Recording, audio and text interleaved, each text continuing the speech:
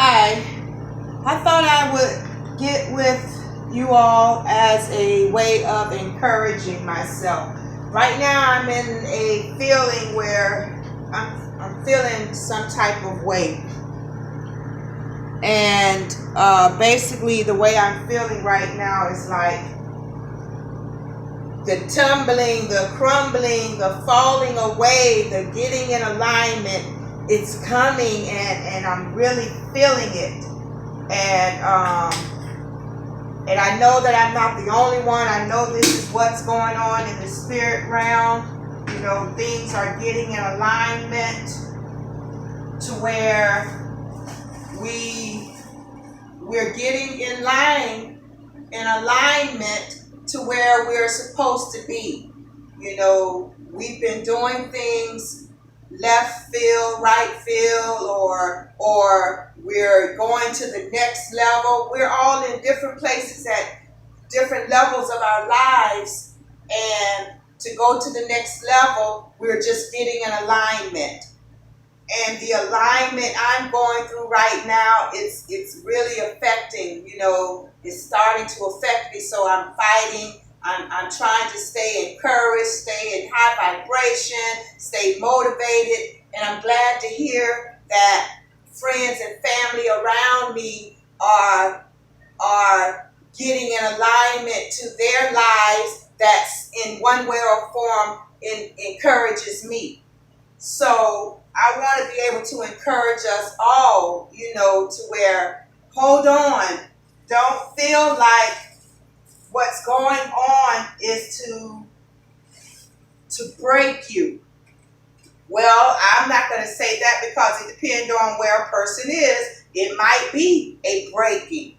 It might be to break you, to get you in alignment, to go to the next level. So I don't know what place a person is at on their growth stage, but it is all happening that we grow. It is to happen so we can become a better person, to allow the divine to come in us and through us. So yes, some people may be going through a breaking in their lives to help them wake up and get right. So, whatever level we are, all of us are going through stages of getting in alignment. And, I originally woke up this morning wanting to speak about the statement that came to my mind, my spirit this morning as I woke up. And it was on a whole nother page than what I'm talking about right now. But then again, it's all working together. It's coming together. So it is coming together. But I woke up with the phrase spinach and bean sprouts. Spinach and bean sprouts. So I got up and started. I didn't even get to the spinach and bean sprouts as I was beginning to start researching. Okay, obviously, it's the benefits of spinach and bean sprouts. What is the benefits? And obviously, we know it's a healthy benefit. So as I was looking through the different books of stuff I got to start finding out the benefits of spinach and bean sprouts, I got to the topic of herbs, which was medicinal herbs, using it for medicinal purposes. And I got to where it was mentioning the basic things that I was already doing and not knowing, but inwardly and common sense tell you that it's got to be a healthy benefit for doing it because it's from Mother Nature and it's a healthy herb or spice or fruit or vegetable. So it's got to be a healthy benefit no matter what way you use it. I make a lot of teas. And let me show you right now. I make a lot of teas or hot coffee, hot tea. But instead of me just having my coffee, I've been putting ginger, the spices and herbs like thyme, oregano, basil, all kinds of stuff. And I mix it with my coffee, or I just have it plain with my ginger and lime, or ginger, lemon, ginger, oregano, ginger, or I may just have oregano and thyme. A lot of the herbs, I've been drinking them as teas, and then I will mix them with my coffee, and that's what I'm doing right now. Right now I have oregano, the plain thing of oregano mixed with, I cut up some ginger, fresh ginger. And that's what I'm getting. I may squeeze a lemon. Once it gets done, I may squeeze a lemon. But I was reading and it was telling me, hold on, let me go get my book. I'm going to show you. Hold on. Okay. To my surprise, I was looking up, let's see. I was looking up, at first I was getting ready to look up bean sprouts and spinach, and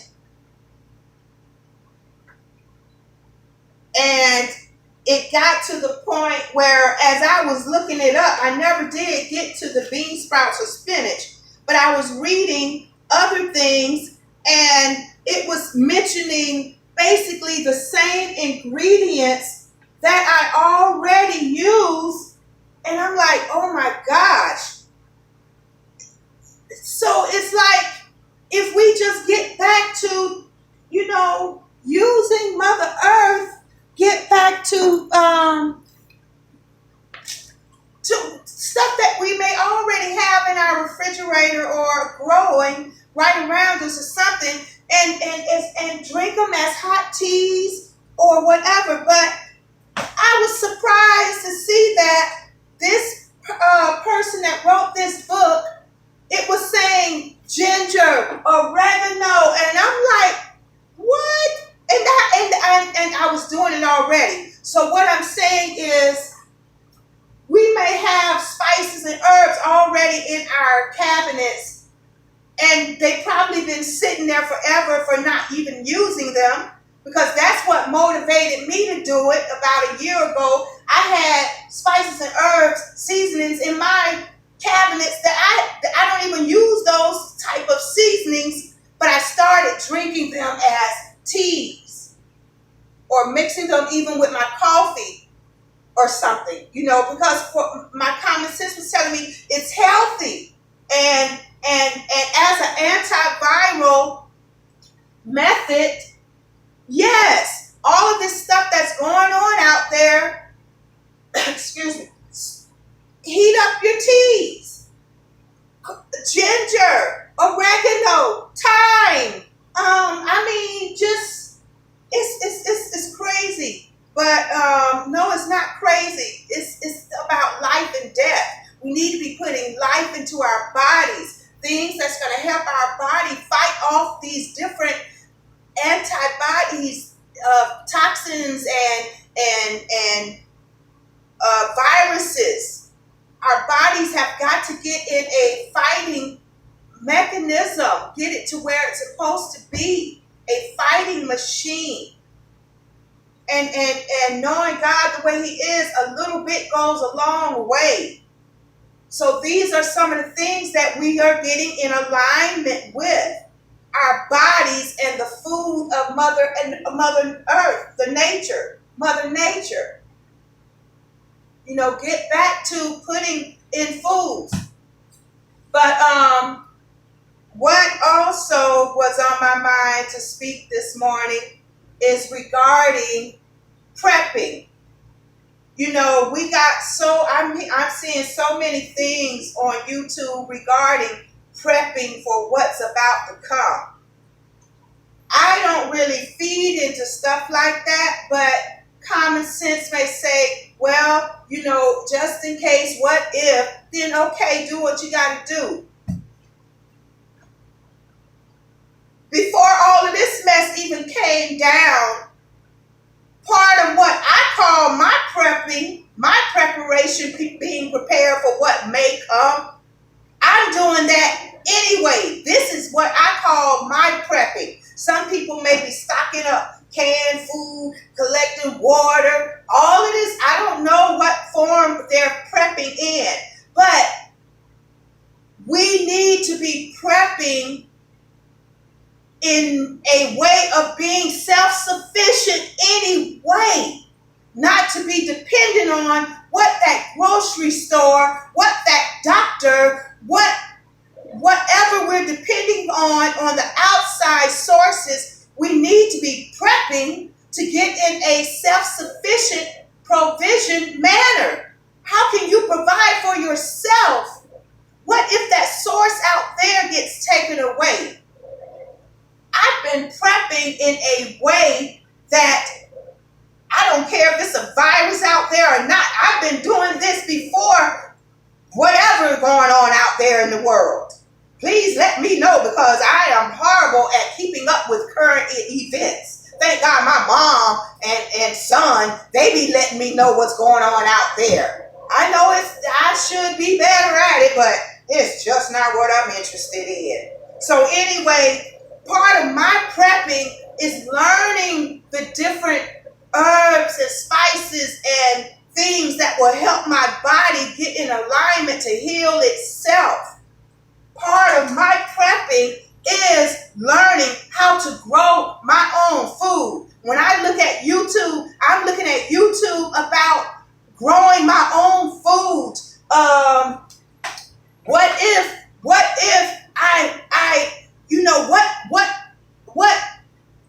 wild weeds around me are edible? What if, like survival modes? What if? I'm getting ready to ask my son to teach me how to start a fire with rubbing sticks together. My grandson, him and his granddad, they go camping and all of this stuff, and he knows how to start fires with sticks. I'm getting ready to ask him to teach me that, because what if? We need to know what weeds are right around us that are edible. And even if it is a survival mode, or if it ain't a survival mode, it's healthy. I'm not doing what I'm doing because of some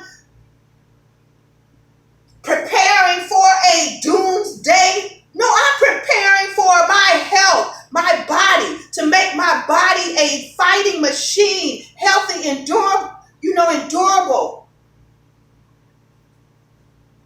Look here. How not to die. This is what I'm feeding myself, teaching myself to be able to make my body cooperate. I want to eat to live, not eat to die. So whatever I'm eating in my body, I want to know that it's cooperating to bring life and not death. So this is the prepping I'm doing. What if we don't have water? What if this water faucet stops pouring out water? What if we don't have water? Okay, what if there is no water? What will we do? I'm learning how to go and dig water. It may sound crazy, but this is the prepping I'm doing. Not even influenced by what's going on out there in the world, but I'm influenced because I want to know, how can I survive if none of this is around me? Can I go straight to Mother Nature? Can I go straight to the land and get my water? Do I know how to go and live off of the basic life that's already around us and in us? Can we live? Do we need doomsday and wake us up to survival modes of how this body is supposed to be keeping us alive and not eating something that's killing us? Do we need things out there to wake us up to get in alignment to life and health? So that's the prepping I'm doing. And prepping, buying your own land so you can have your own land, our own home. Preparing to be in positions to have your own. That's the prepping I'm doing. I'm prepping to be self-sufficient, not connected to this stuff out here, detached. Let's prepare to get detached from this stuff that we are attached to. We will go through withdrawal symptoms, cutting loose of all this stuff that outside sources give to us. We go through withdrawal symptoms of detaching ourselves away from it.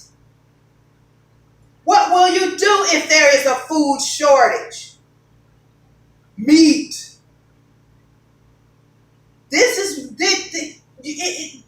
Maybe that's a good reason to be a vegan, so you don't be so attached to their meat.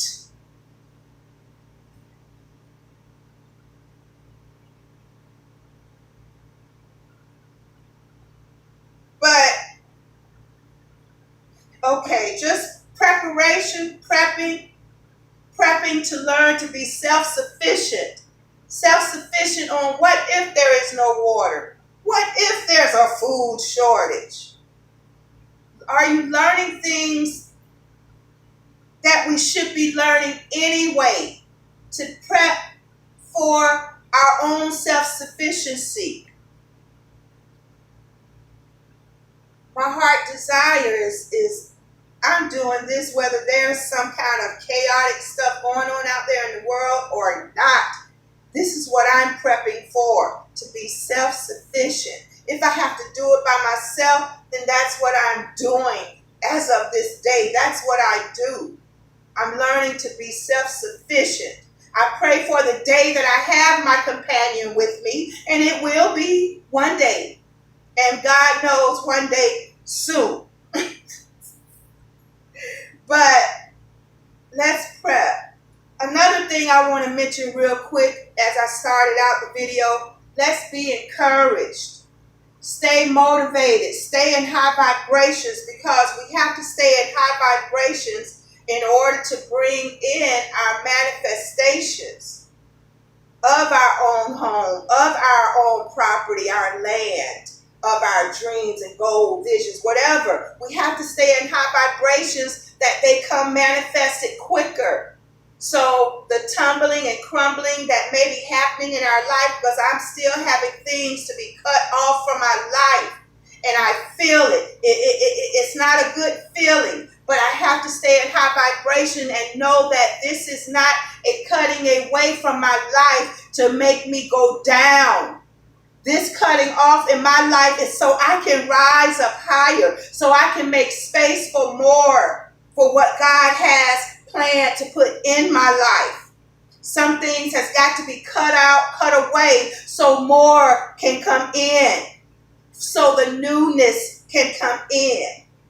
So do not look at the cutting away from our lives, things, people, places from our lives being taken away as to hurt us. No. Look at it for the good. Don't look at it for the bad. It's happening for our good, that the newness, that we're making space so the new can come in. So the 2020, this year 2020 has been like a crazy expectance. But 2020, we know it's clear vision. So if that's what that clear vision is, to clear out all of the stuff that's been blocking us from getting to the next level, then that clear vision 2020, it is to clear out. To clear it out so we can go further, so the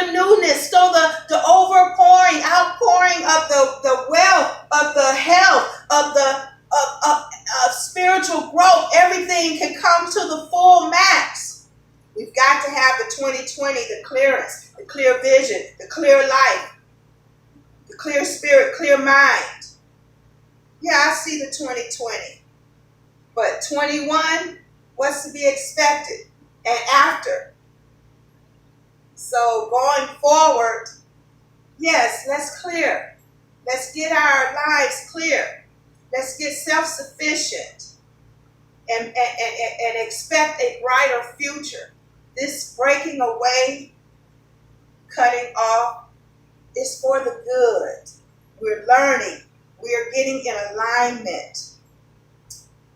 Thank you, and be blessed. Be inspired. Have a great day.